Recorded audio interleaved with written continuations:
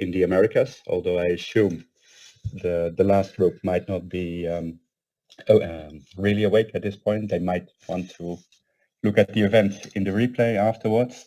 So welcome to our webinar on smart farming. We are very excited to be able to present to you today two highly interesting speakers on a topic which truly is relevant. This is not about, at the end, not about technology, but it's about the challenge on feeding the world. At the moment, we have some 7.8 billion people living on this planet.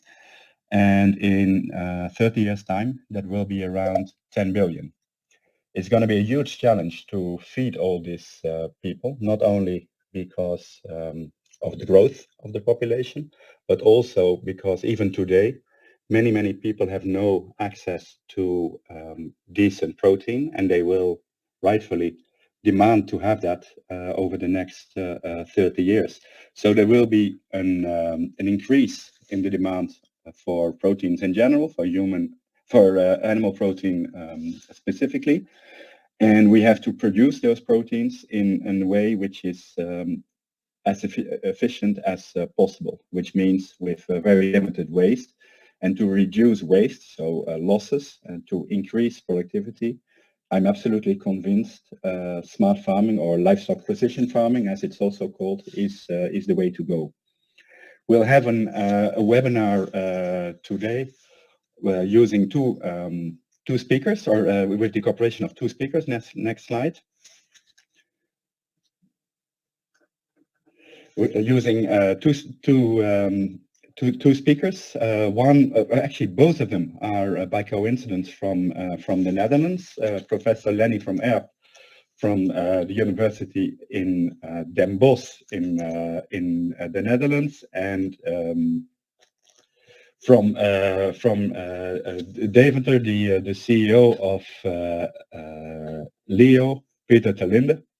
They will in a moment start their presentations. We will start with Lenny, but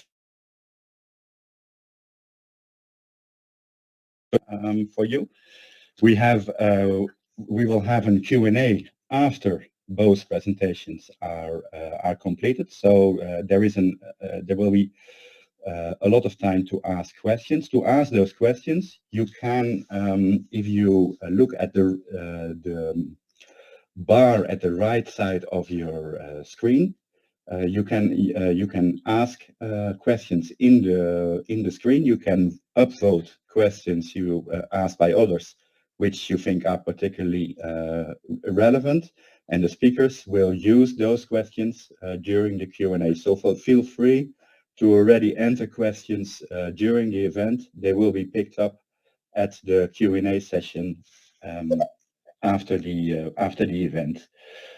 We also will use polls during the event, so as a way to get an idea about your opinion on several smart farming related topics, and we'll show you at this point in time how it works. On the same bar where you have the chat, you can also see a header polls, and we will show you a poll now, and then we can test how it works. So if we can have the poll slides.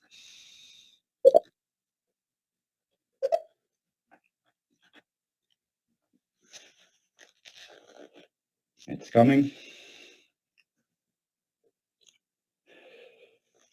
So are you already using smart farming in your farm? Then this is only an example, but we will test it. Yes, I'm used to it. I try to, or no, but I'm curious to see how it works. Now you can see in the polls, you can select your answer and then submit votes.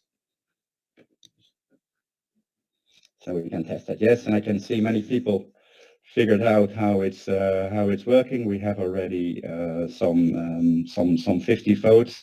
And the majority at this point in time, 55% of all people answers that no, I'm not using smart farming, but I'm very curious to see how it works. So that is an example, and we will have several polls like this during the event, and the speakers will then comment on the results of the comment of the poll. Lastly, we also have to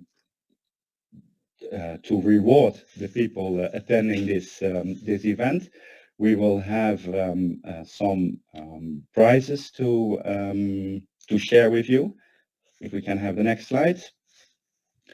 We have one very attractive prize, which will be a lucky draw at the end of the event, which is a very modern, not a smart farming watch, but a smart living watch, which will help you well, connect with or participate in the world of the Internet of Things.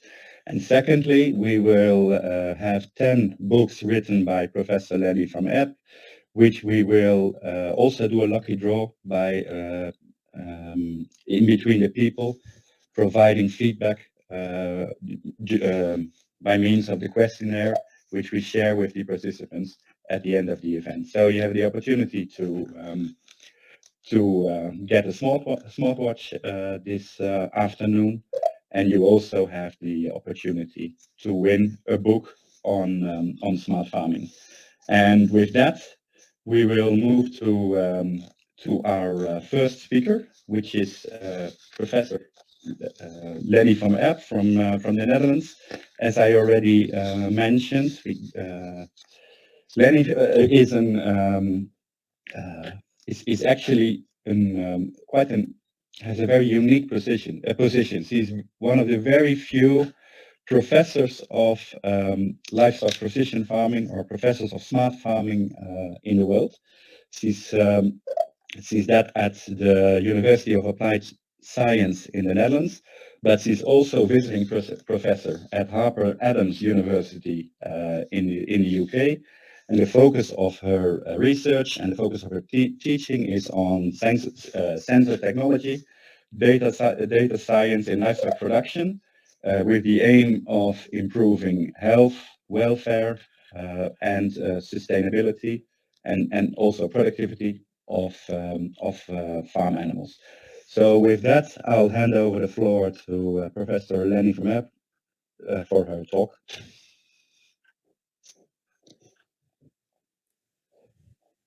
Thank you very much. Yeah, I'm unmuted now. Sorry that. Thank you very much, Mark, for that very nice introduction. So today, this morning or this afternoon, I will try to give you an overview of precision pig farming, so sensor technologies, data applications in pig farming, and I will explain what precision livestock farming can do in the farm, for the farmers, for the pigs, and what benefits it can bring. Let's see if I can get my presentation on the screen so I can move it. There it is. Okay, so for the very nice introduction already, Mark told you about my background. I work with dairy cows, with pigs, and with poultry, but today I will focus, of course, on the pigs. So first of all, to explain what precision livestock farming is in our definition, if we put it in a scheme, it would look like this. So we put the animal central on top. It's all about the animal. We have process inputs in this system of animal production. We have an output, which is everything the animal does. Let's say anything it shows, so it can be growth, it can be the sounds the animals make, it can be the heat it produces, so anything that comes out of the system, so to speak, we can monitor this. So we have inputs, we have outputs, and we can monitor this and build a model to predict what we think might happen. So we expect the animal to take in feed, to eat it, to grow, and then to show growth rates that we can measure, monitor, and model. And whenever this system does not function as we expect it to do, we can try to control this system better. So we expect a certain bio-response, we expect a certain growth rate, usually in pigs, or a certain number of piglets, or we expect the sow to become pregnant again. If that doesn't work, then we have deviating data from our model, and we can change the process inputs. And to make that more concrete, the process inputs can be feed, water, climate, handling of the pigs. So whatever we put into the system, we can measure that with sensors. So we can have water meters to look at the amount of water we put in. Feed intake usually is measured, etc. Of course, we also can use sensors to measure what comes out. So growth rates, but also temperature, sounds, anything that we can measure that comes out of the system. And we use these sensors to model the data. What is a sensor? Just take a little step back. Any device that measures some quantity. So temperature measurements are very common, but we also have very fancy sensors to measure physiological output or a sound, video, anything you can measure in the farm. Sometimes I lose my presentation, so I can't move it forward. In pigs, we usually work with group data. So there are sensors on the market for individual data collection, but in pigs usually we use groups because it's usually too expensive to put a sensor on an individual pig. We are getting there by using RFID. The next speaker will explain more about that because, well, of course, it is possible, but we have many sensors in pig farming now that are for the whole group. So again, back to this input of the process, climate sensors, feed and water sensors are the most widely used sensors that we have. And for the response of the system, we usually look at weight, we use cameras, and we use sound. And I will give you a lot of examples of sensors and sensor systems that are on the market now. This is one. These are two examples of input measurements. Climate. Well, of course, you all know that climate conditions are very important for pigs, for the sows and the piglets, which have very different demands for example, temperature. For the growing animals, the young animals that need a nice and warm environment, the older animals that you do not want to have them having heat stress, but also the environment, the climate quality, let's say the air quality is very important. We look at ammonia, humidity, and the combination of humidity and temperature. Carbon dioxide we use to look at the climate conditions. If there's not enough ventilation, carbon dioxide is a measurement for that. And there are very nice sensor systems on the market. These are just two examples: the Healthy Climate and the Smart Climate sensor of Connecting Agri and Food. They combine different sensors in one device, and that's always a very good idea.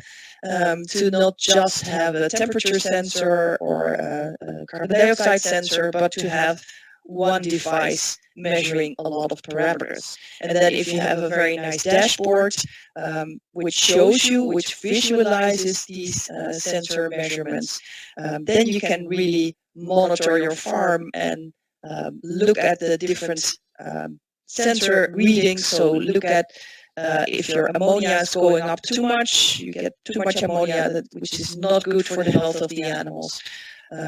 Temperature, carbon dioxide, and also combine these things. feed and water. If we look at feed, feed intake usually is not measured.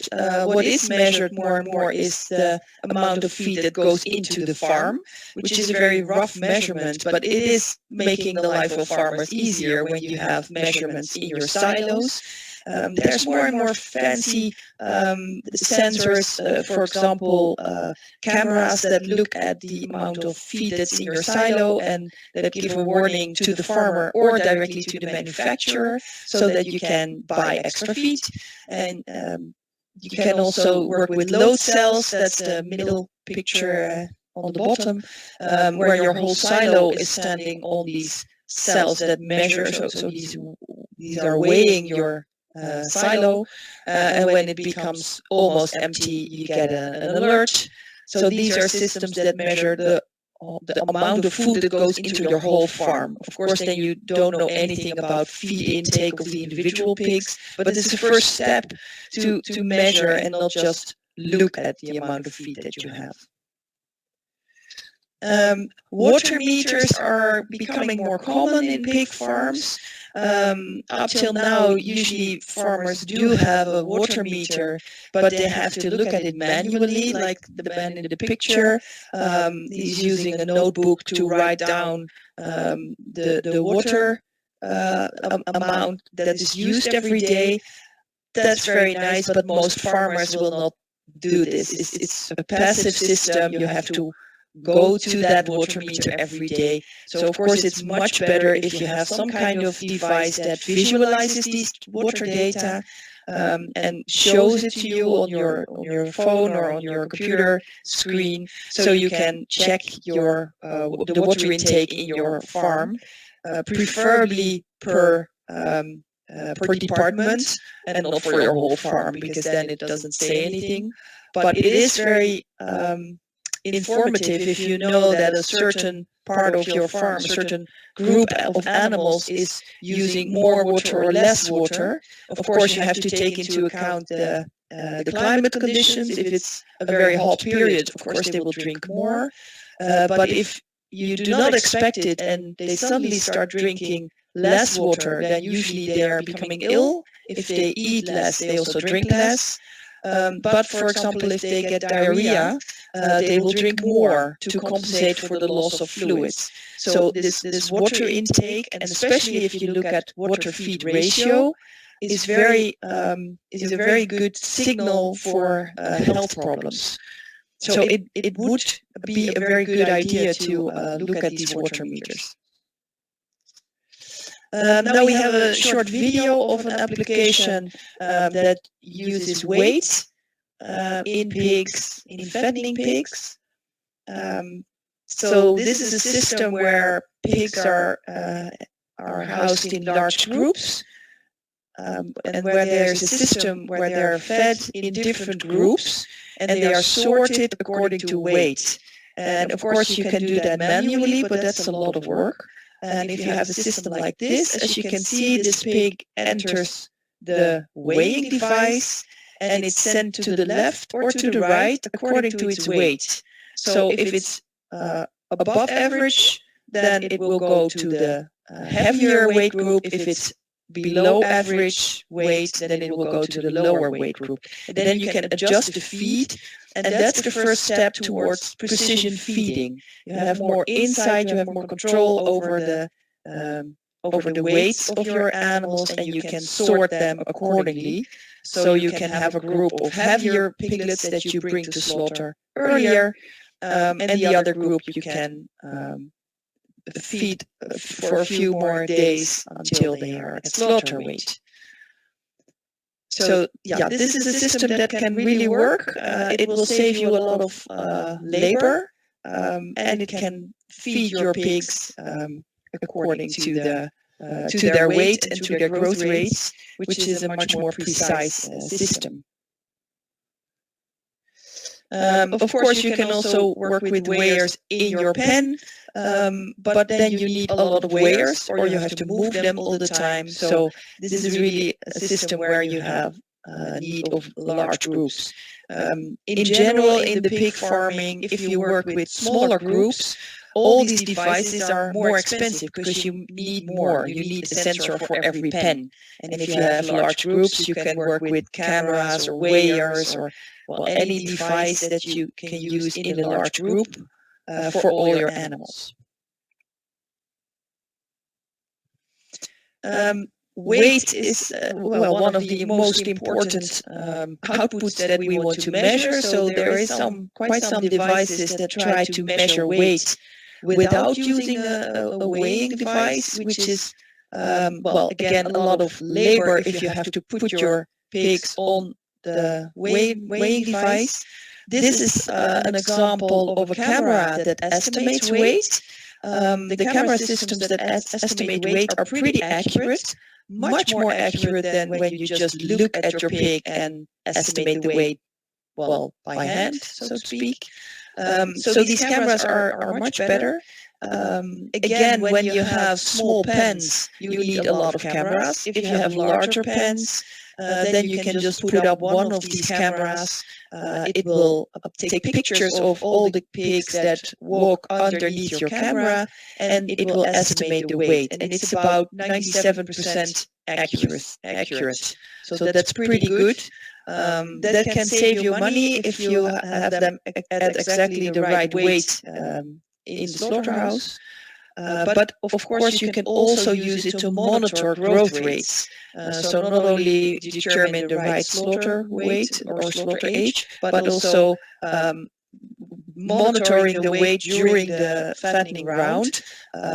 So it will tell you when something is not right in the farm, because the weights will not go up as fast as you expect. Then you can check on your animals. But just monitoring on weight is a bit late. I would prefer monitoring behavior, feed intake, and not weight, which is an output, of course. But these devices work pretty well. These are not individually recognizing animals. The next step, I'm sure, will be with a combination of animal identification. So you also know which pig is which weight. But at the moment, these devices just work with a group. Some more fancy camera applications. These are some pictures of thermographic cameras. Thermographic cameras are being used in several sectors now. For example, in horses, where they look at lameness. In dairy cows, where you can look at mastitis or other infection. Infections bring up the heat, so they will be the affected area of the animal will be warmer, so you can use a thermographic camera to detect infections. But you can also look at climate conditions in a pen, of course. So in pigs, we can see some applications where they look at piglet nests that should be warm. So then you're actually doing a technical check on your system, whether the warm water is really reaching all your piglet nests. The floors, are they really warm? Or is there some technical defect in your farm? But you can also look at the animal itself. Does it have an infection somewhere? Or does it is it ill? Does it have a fever? That's more difficult to validate these cameras. But quite some studies have been done up till now that you can use thermographic cameras in a good way. And you can check for stress, you can check for health, and you can check for the environmental conditions. Sound is a pretty new area of research. There is one commercial application on the market that's called the cough monitor. So that is a device that you put up in the farm. And as you can see in the picture, that there was a green light. That means that there's not much coughing in your farm. This is a device that turns orange when the amount of coughing is going up. So when more and more pigs are starting to cough or sneeze, I believe it also looks at sneezing, but especially coughing. So lung diseases, which are very common in pig farming. If it turns red, then you really have to start treatment. But it checks and monitors these animals 24/7, and that's a big advantage of this device. You can also read it from afar. So there are some veterinary practices that bought these devices in the Netherlands that are checking on the farms that they supervise. So then you don't have to take a look at the pigs yourself before you know that there's something wrong in one of your pig units. And the big advantage of this is that it constantly monitors the coughing, and it has a rolling average of the number of coughs.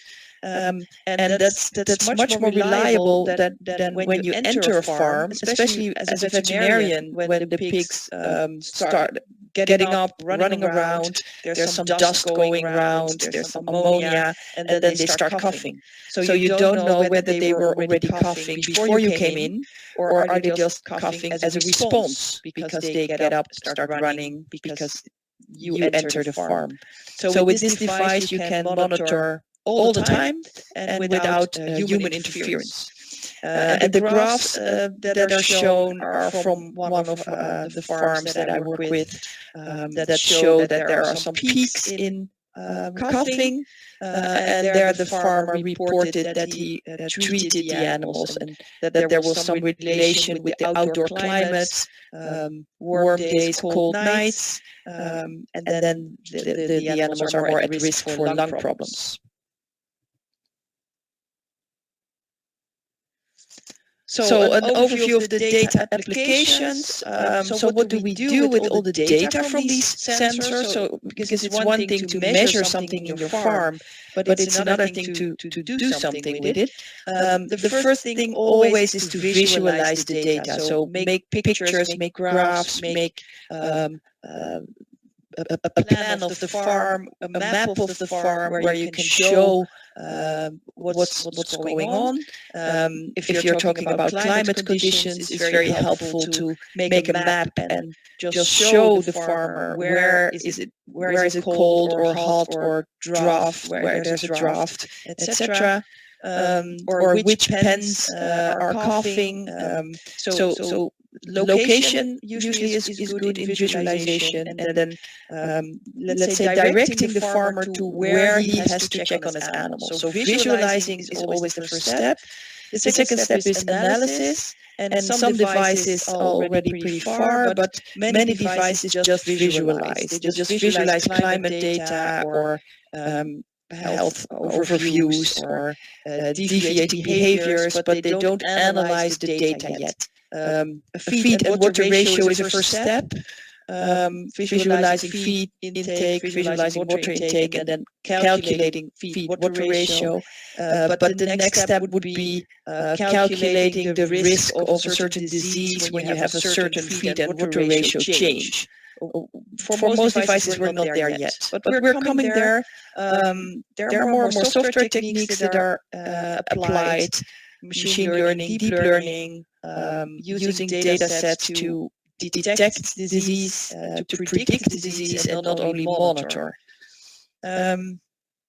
Just to mention, because it's a word that comes up a lot, is blockchain. I will not explain it too much, but blockchain is just a way to store data. It's just a technique to store data, and it doesn't have anything to do with analyzing sensor data or anything. So yes, you can use a blockchain, but a blockchain is just meant for having a very good and trustful way, sound way to store not so many data.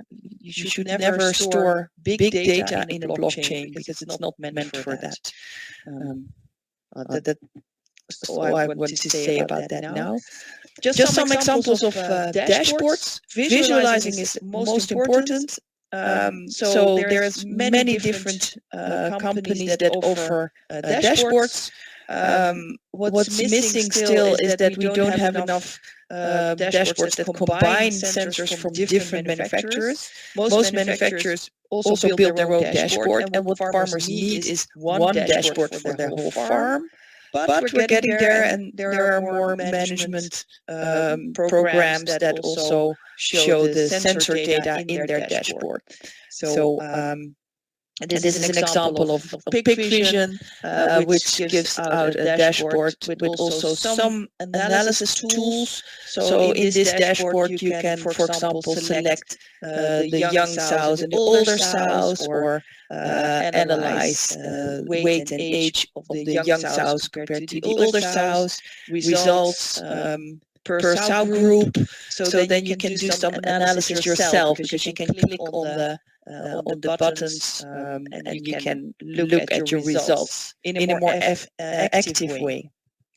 Farm Result is is a company that also builds dashboards for poultry and pigs. This is an example of a pig dashboard where it combines different data into an air quality index. So that's an example of combining different climate sensors into one index for climate. And when it's in green, then it's good.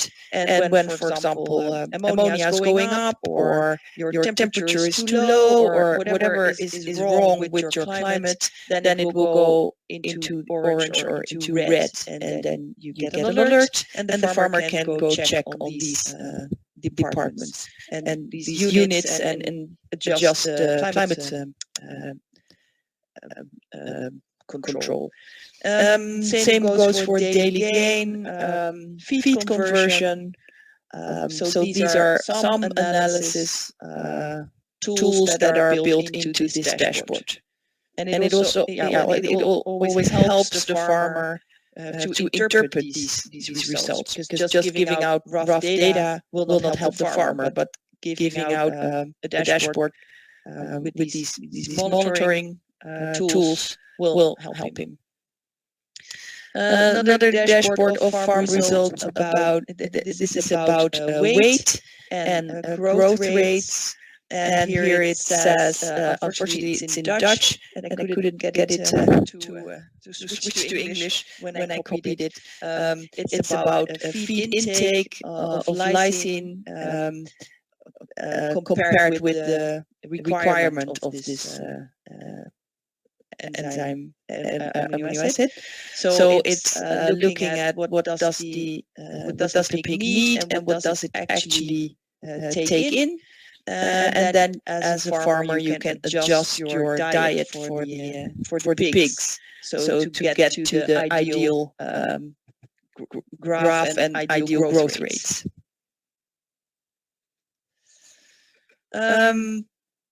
Just to show you something that's also happening in pig farming, there are some companies that really work with data science. Let's say some software companies, data science companies, they are going into livestock, and especially into pig farming and poultry farming. And there you can see that they are applying very new and innovative algorithms to detect disease, to detect behaviors.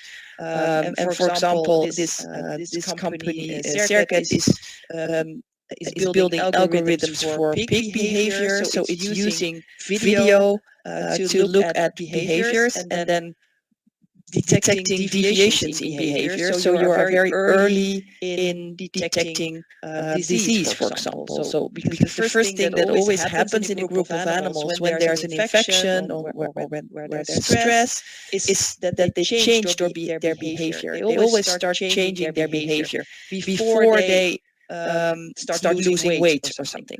So it's very useful to have this early detection systems. And if you can do that with a camera and with video analysis automatically, that shouldn't be too expensive. You don't have to put up a sensor on every animal, but you can just put up a camera and check for the whole group. And we also have a small video that shows that.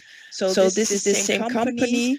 Well, it's difficult to read, but what it does in this video is first it detects the animal, so it's of course the first step in the analysis. But then it detects behaviors, walking, standing, but also aggression.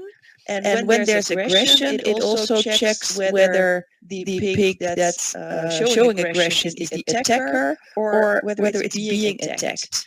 And it's nice to see now in this still video that you can see to the right that there's an attacker, and the other pig just shows aggression. So it looks at where the head of the pig is, whether it's biting the other pig or pushing the other pig, and then it's detecting aggression, but also which one is an attacker.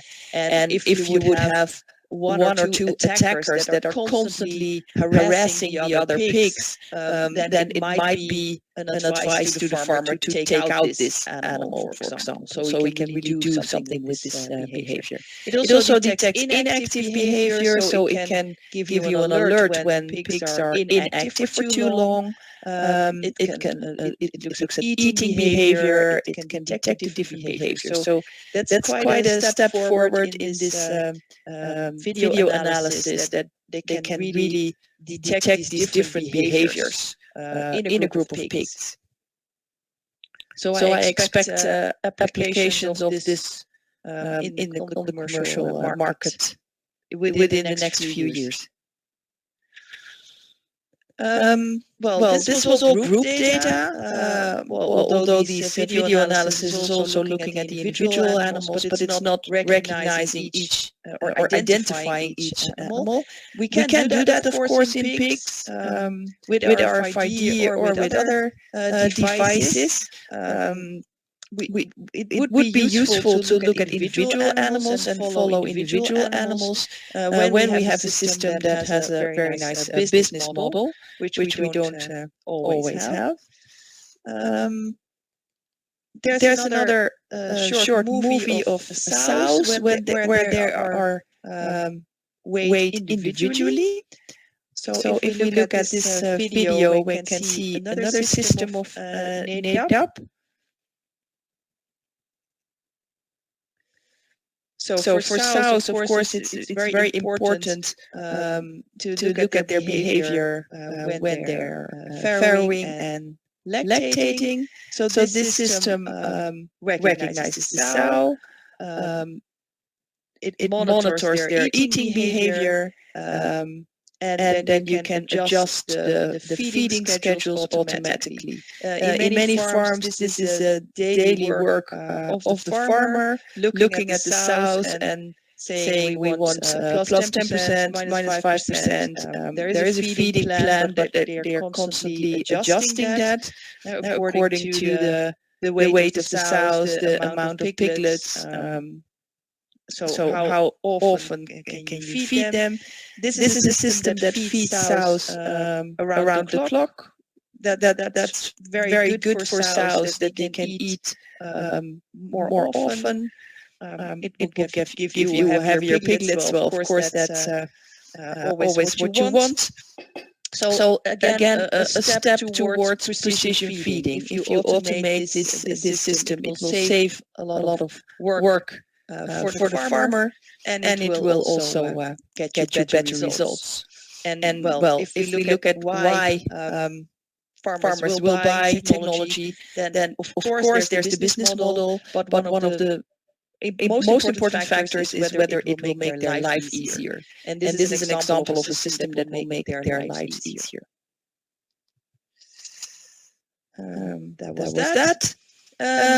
Individual weights, you can also look at an app. There's more and more apps, and most of them come from Asia, where there's a technology that estimates weight. Also pretty accurate. You can just download the app on your smartphone or on your tablet and check for the weight of animals. It's easier and much more accurate than when you estimate weight by hand. Manually. There's even facial recognition for pigs. I just wanted to show you there's no commercial applications for it yet, but they might come. And some large Asian companies are working on it, and they claim to be able to recognize individual pigs just from their faces. Well, to us, piglets are all alike, but for a pig, probably all humans are alike, and we can do facial recognition in humans very well. So it's not so strange that we might be able to do that for pigs as well. And well, we can think of all kinds of applications, but this is just the first step in this technique.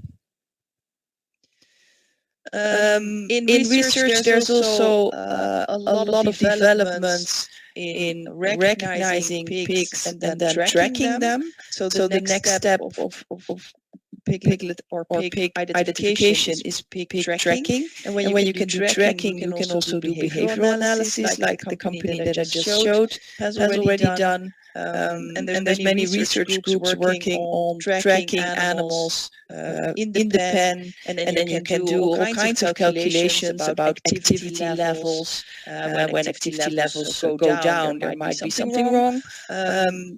Amount of time spent on different behaviors, so time spent eating, time spent lying, and that will tell you a lot about their health status and their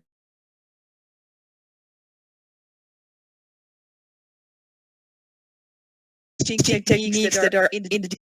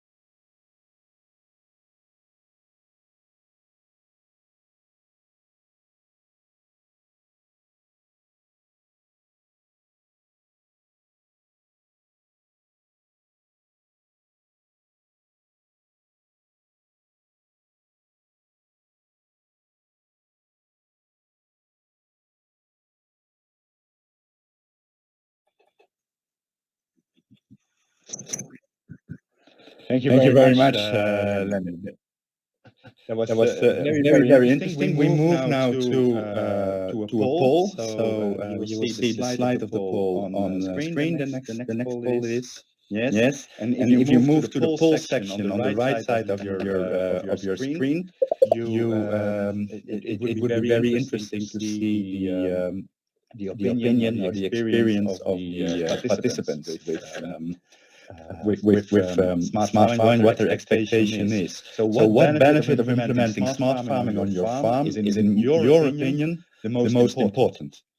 Saving time, more performance, less disease, less use of staff, so less workforce needed, or an increase in income, so an increased profitability. Which of the five, in your opinion, is the most important, could be the most important driver behind smart farming? And we see the votes coming in, but we let it run for a few seconds more, and then we will ask Professor Van Erp to comment on the outcome of the poll, with her view on what the biggest driver behind livestock precision farming or smart farming could be, according to literature or according to her own experience. By the way, you can only see the results of the poll if you participate. So if you want to see the results, you would have to participate in the poll tool. You go to the right bar on the screen. You select polls, and there you can vote. If you do not see the right bar, that most likely is because you're in full screen mode, and you can adapt that on the right bottom corner of your screen. We'll do 10 seconds of voting more into the time. And then we will. So we have with 41% of the participants believe that the performance increase is the most important driver. On number two, with 21%, we have the increase in income. Then on third, saving time. On fourth, the impact on disease. And on last, less what is very close to saving time. So Lenny, what do you think? Is performance the main driver behind this, or are other very significant too?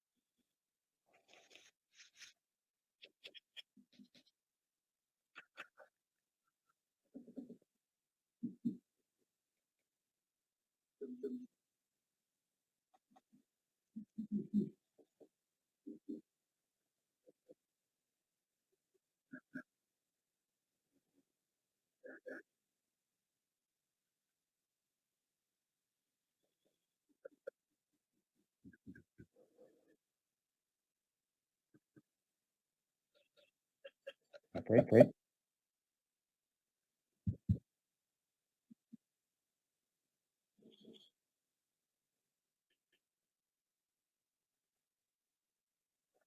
Excellent. I'm sure we have many more questions around this topic in the Q&A session after the second presentation. I saw quite a few participants already entered questions in that section, which is great, and I would encourage everybody to continue to do that. It's also possible to, if you find one of the questions of another participant particularly relevant, you can vote that one up.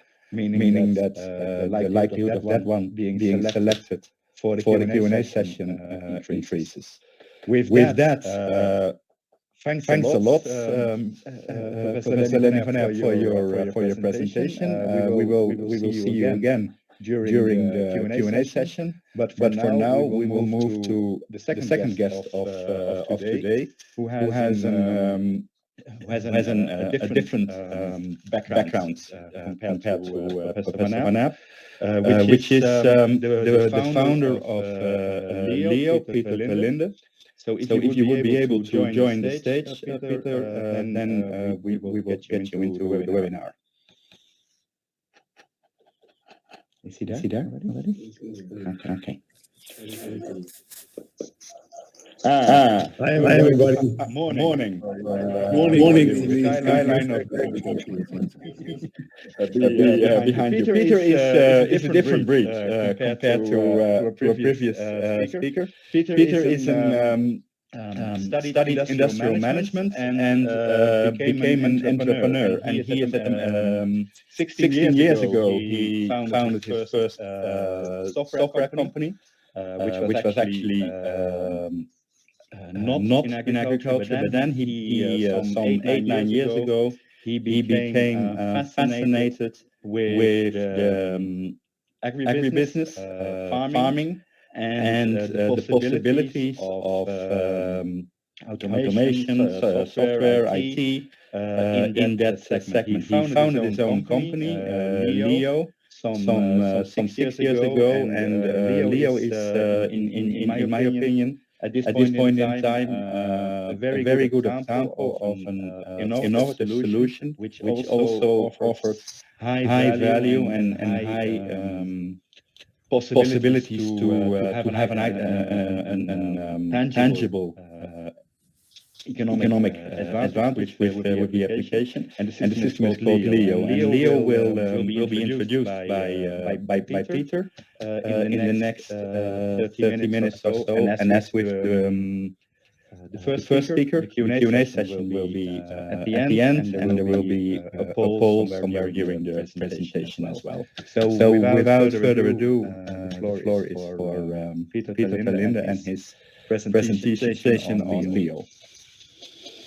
Thank you very much. First of all, it's an honor to be here, to be invited to this and to give a presentation about the roller coaster we've been working on for the last seven years. The Leo organization is built around the individual traceability of animals, of pigs in kind of a supply chain method. So what we try to do is we try to make integrations completely work digital and connect data throughout the entire life chain of that. So in my next presentation, I would like to share some facts with you.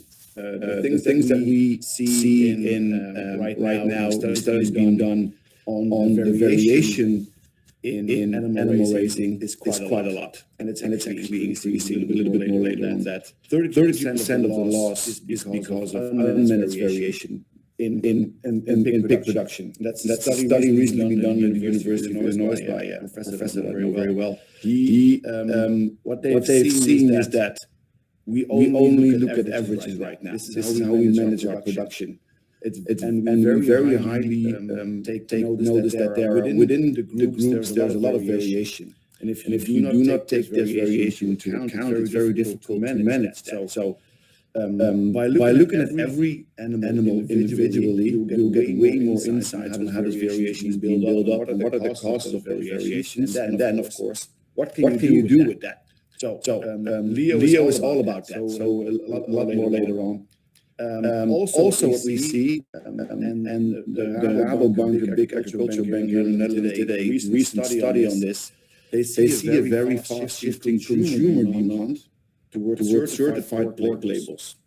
And what pork labels mean is that if you raise pork, let's say, within an antibiotic-free environment, and you can guarantee to the end user that there is no antibiotic given, people are willing to pay premiums for that. Right now, stress-free pigs non-GMO feed, whatever carbon footprint calculations on pork. Those are very interesting things that you can see, and it's very difficult to manage if you look at groups of animals. If you want to do a carbon footprint on the animal, you need to know exactly the age of the animal, where it's been, when it's been transported. All those factors need to be accounted. So with Leo, you make those things possible, but it kind of steps into this really demand right now that's in the market.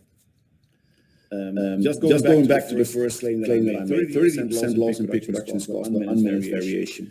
If you see right now, we've looked at our database for analyzed about 5 million pigs in there to see how these distributions go. And we see that 60% of current litters are more than 15 piglets, and over 20% are more than 18 piglets. Right now, the current sow has about 15 functional teats to give milk. So there is something that we need to do on that to improve on that.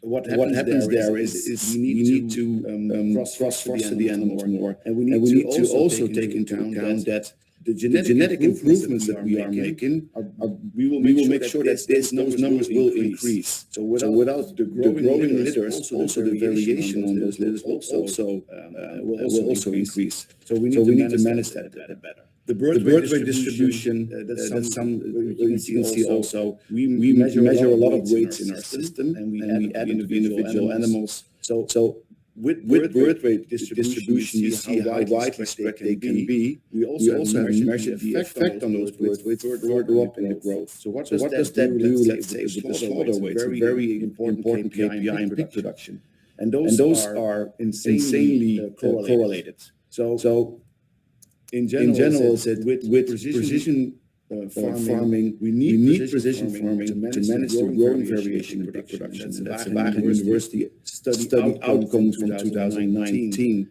and that's what we as Leo try to do. So how do we do this then? First of all, a little bit explanation on what it is that we are. We kind of have 4 pillars in our organization that for us are very important. First of all, supply chain traceability. It's kind of a technical term. We call it supply chain because we want to connect all the dots within the chain of that pig production. So animal being born in one location, moving to the next location, moving to slaughter, and even moving to consumer. We very much like to see that we can share the data throughout that chain to learn and improve on that. We use that, of course, to optimize the production within the organization. As you can see from the poll outcome, a very high motivation to use precision farming to optimize production. So all those individual data combined, visualized in dashboards, and then he also put out the importance of that, and see what is my maneuverability, what can I do actually to make this to optimize production better.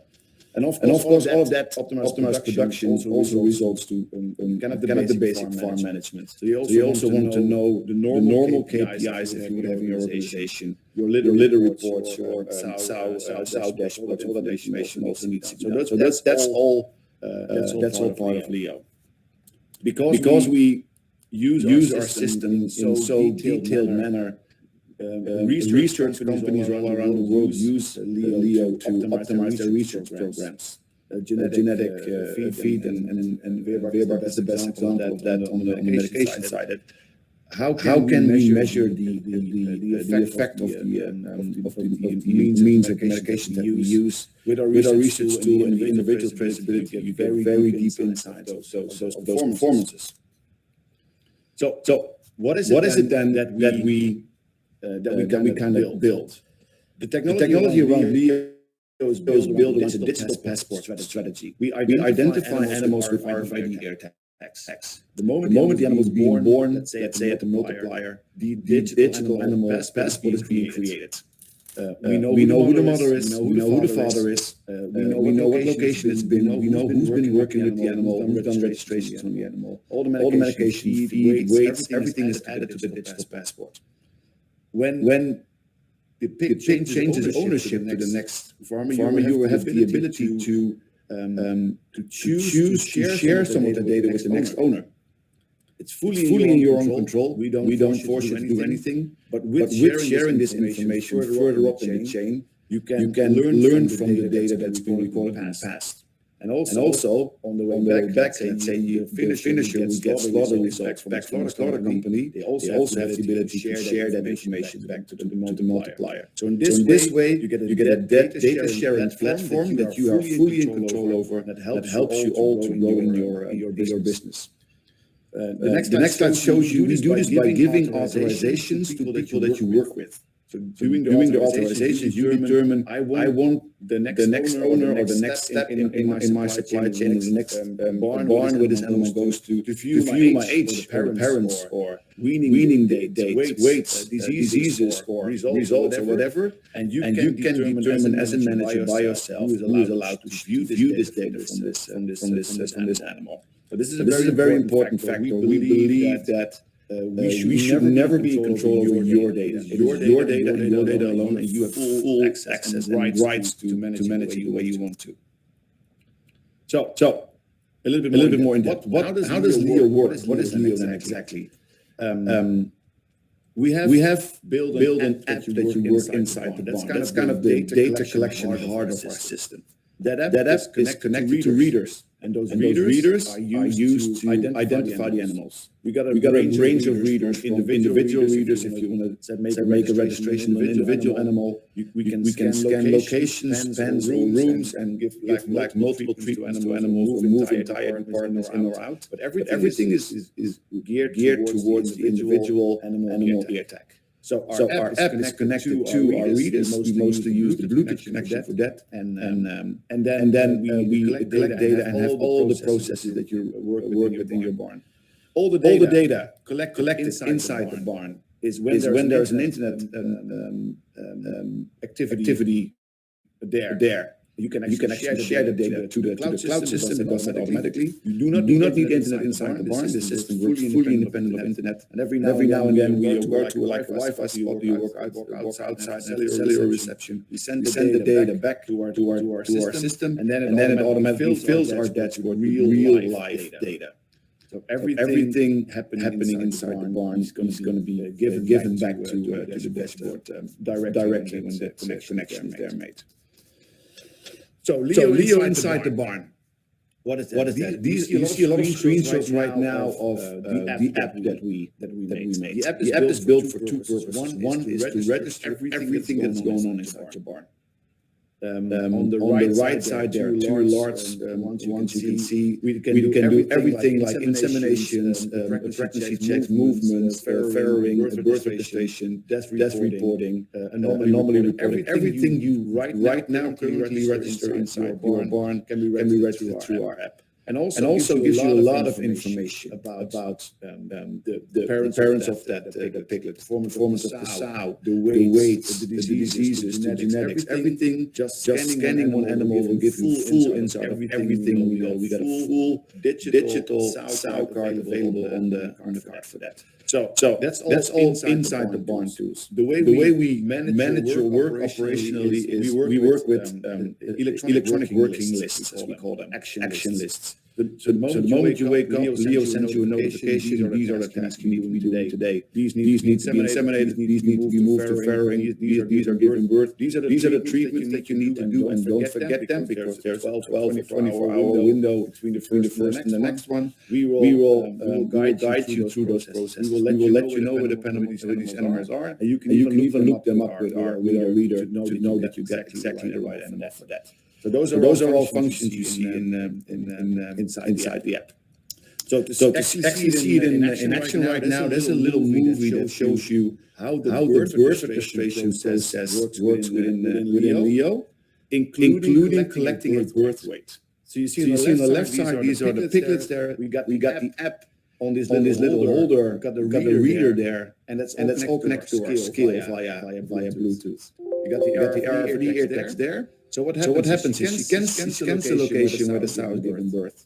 And then what happens? She puts the RFID ear tag in the applier, and she just touches it by the reader, as you can see. Our app immediately picks up that signal. She picks up the animal and drops it in the scale. The scale is digitally connected to our app. So when the weight is stabilized, we grab that weight and enter it into our app. She can just move on with the next one. So right now you have a registration of the birth of that animal, the weight, the mother, the father, expiry, everything is visible. We send it back to the dashboard, and you get this kind of information and these type of overviews about performances that you are doing.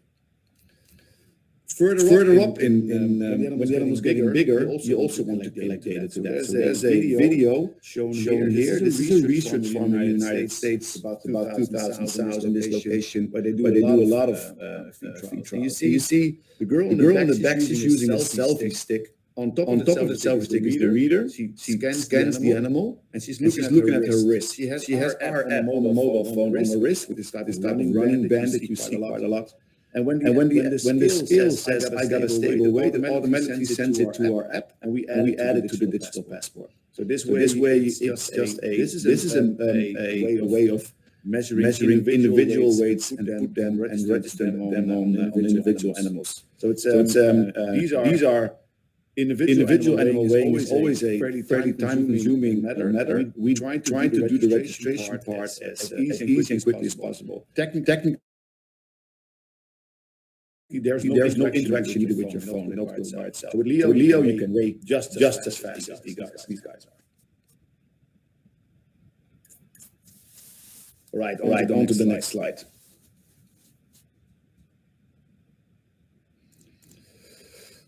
So important for us is registration of medications throughout the animal's life cycle. Individual registration of medication is very important. Also later on in life, if you like to make a claim, let's say this animal has never been treated with antibiotics, you need to register those medications to that animal. But also in our system, you can allow it to say, I want to do an added water feed, or I'm going to give medication to like an entire group of animals. With Leo, with one scan, we can say this pen or this location or this barn has been treated with this medication, and all the individual animals will get this notification on their digital passport. Very important part of the traceability of medication usage will be a very highly growing demand also from a lot of governments you see in the world right now. And then when the animals actually leave the farms and to the next farms on slaughter, we have a digital transportation method for that. So what you see is this is how we load pigs, and this is in the Netherlands right now. So we have to identify these animals individually one by one. That's by Dutch law allowed, and they use a special tag for that. With our system, you don't need that anymore because our system already has all the pigs digitally in there. So this is an individual read. You can also do the same with like a group reader. So this is a reader that you kind of hover over the animals and counts the animals as they are on the backside of the truck, or they just move through the hallway. So these are some examples of how you transport animals out. So the minute you're transporting animals out, the next owner will receive a notification in his app. There's a transport coming your way. These are the animals. Where would you like to place them in your barn? So when the animals actually arrive, you have to scan one of the animals to confirm that your delivery is actually there. So we know exactly how long this animal has been on transport, where they came from, and where they are now next. All right, and then very good. Thank you. So this is an example of a project we are working on right now. This is the first prototype of a walk-through gate. So you place this in the hallway. When you load the pigs, you change them in location. This gate automatically counts all the pigs that walk through. When you go towards that gate when everything is done, our app picks up all those scans and asks you, what do you want to do with them? Do you want to send them to transport? Do you want to treat them all? Are these breeding animals? Or do you want to move them to a different location? So this is a kind of an easier walk-through gate principle that we just recently developed. And then very important part because where everything comes together at some point is at the slaughterhouse. That's where the actual value is given to the animal.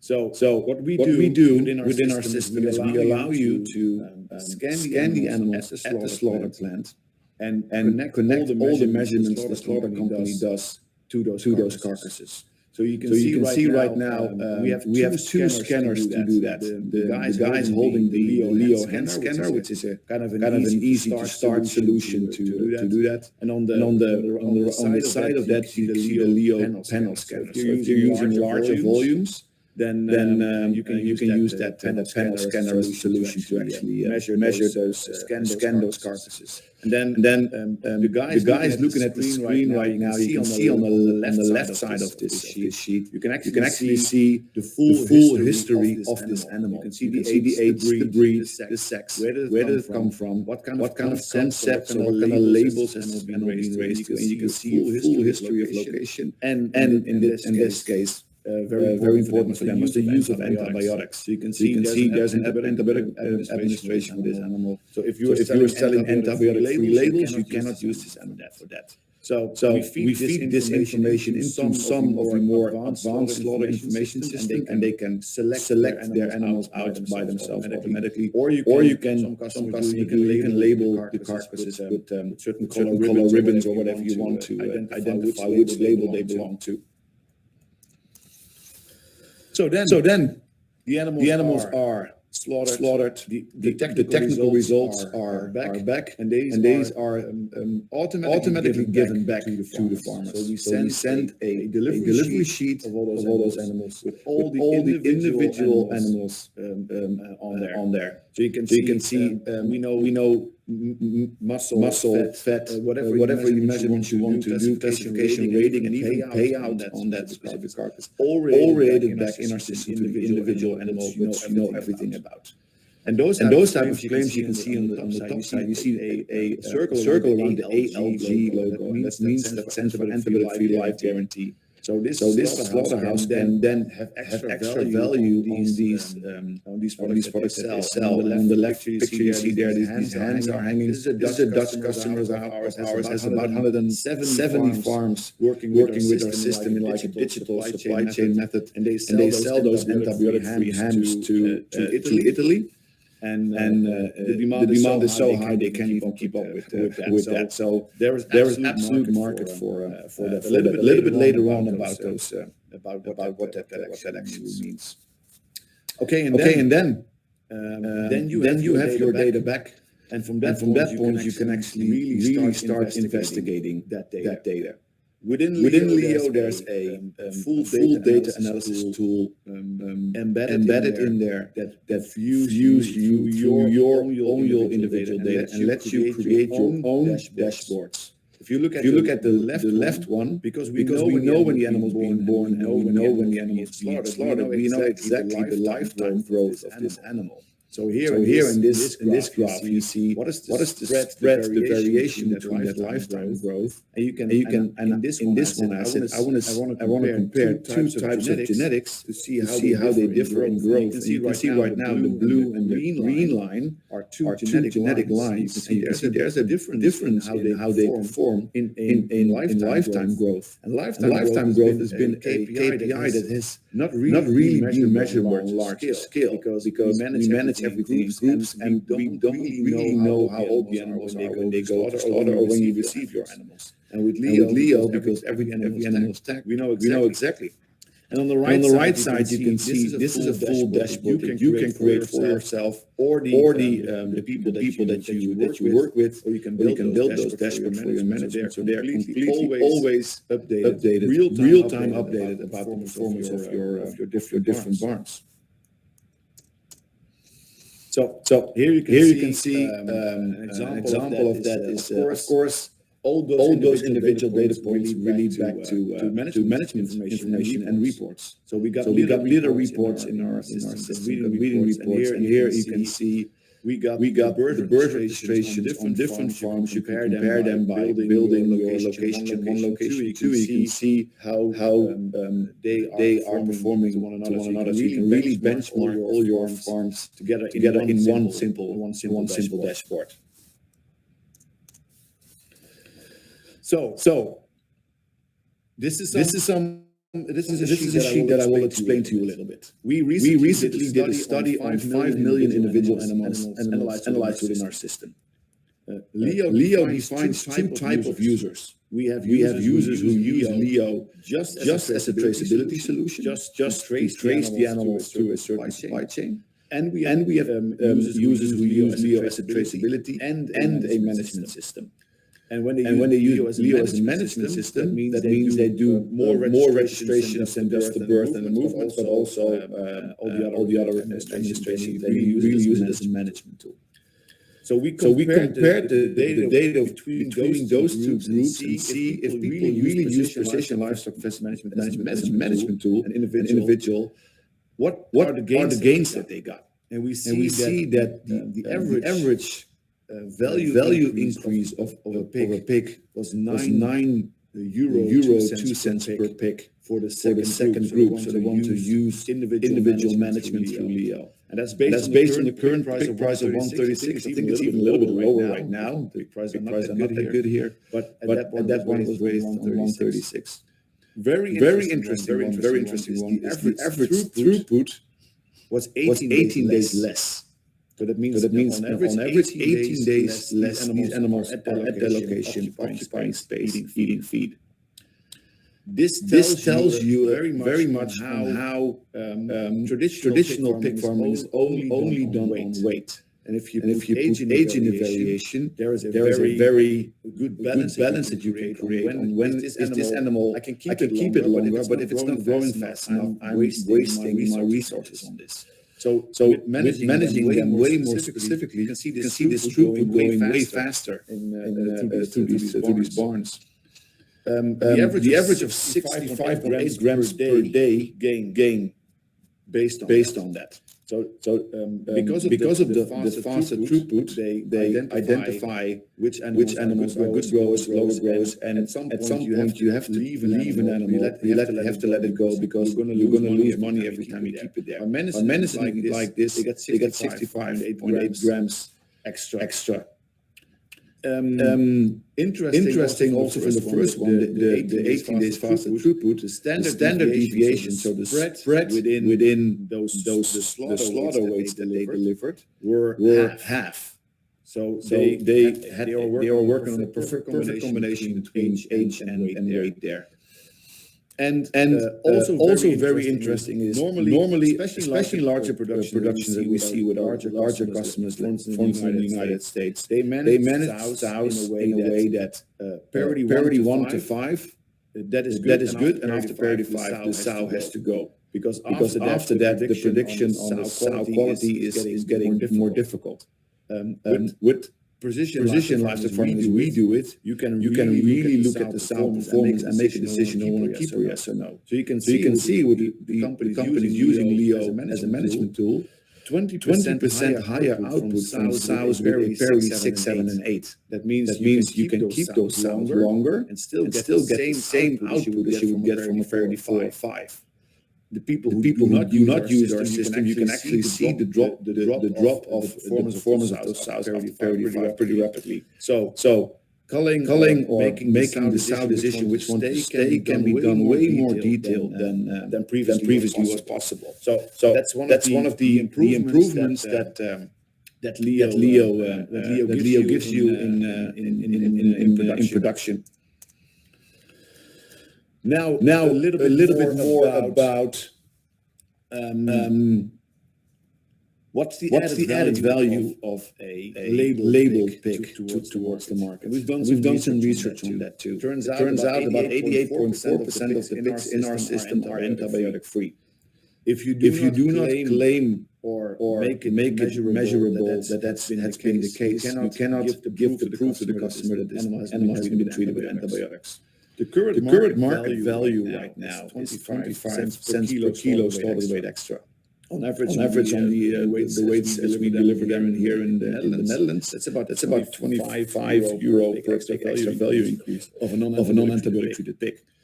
That doesn't mean if you have those pigs that everybody will buy them off the shelf right now, but there are potentially a lot of markets right now that we are not using and we are not filling in.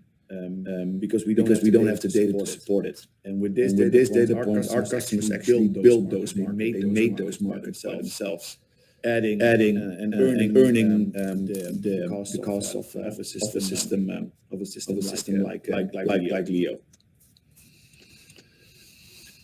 So this is just one example of a growing list of pork labels that will come in the very near future. As I talked about carbon footprint, higher animal welfare, at least in Europe, a very hot topic right now. If you guarantee that animal has a higher animal welfare, people are willing to pay more for meat from those animals. Non-GMO feed, especially in the USA, that's the thing. Region of country of origin, knowing that you're buying locally grown feed or meat is something that a lot of people really want to have. They know the people, they know the area, everything, and so they're really comfortable with buying those type of products. And then no stress big is something that is also gaining a lot of traction right now here in this part of Europe. So this is just an example to show you what you can do with that. Thank you for your time to explain to me what we do, and open for questions. Thank you very much, Peter, for your very enthusiastic and practical presentation. You mentioned Q&A, but before that we have one more poll to complete, which in this case is specifically about Leo, and the question is: do you think you will implement Leo in your daily work or farm or chain or setting? And the options are yes, for sure, maybe, I need to think about it, probably not, or no, it's not from me. And as if with the previous polls, you can answer it by clicking on the poll tab on the right side of your screen. We have the results coming in now. And we let it run for a while until we have a relevant number of participants. In the meantime, I can tell you that after this poll, we will go into the Q&A session. It's still possible to raise questions in the relevant part of the box, where also the polls are actually immediately next to it. We will select we'll start with the most frequently upvoted questions. There are already quite a few interesting questions, but we're also always happy to take more. And then after the Q&A session, we will do the lucky draw for the smartwatch. I saw one of the Q&A questions was how can I answer how can I win this smartwatch? We're not going to cover that question in the Q&A, but we'll immediately go to the lucky draw afterwards. In the meantime, in the poll, I can give you the results.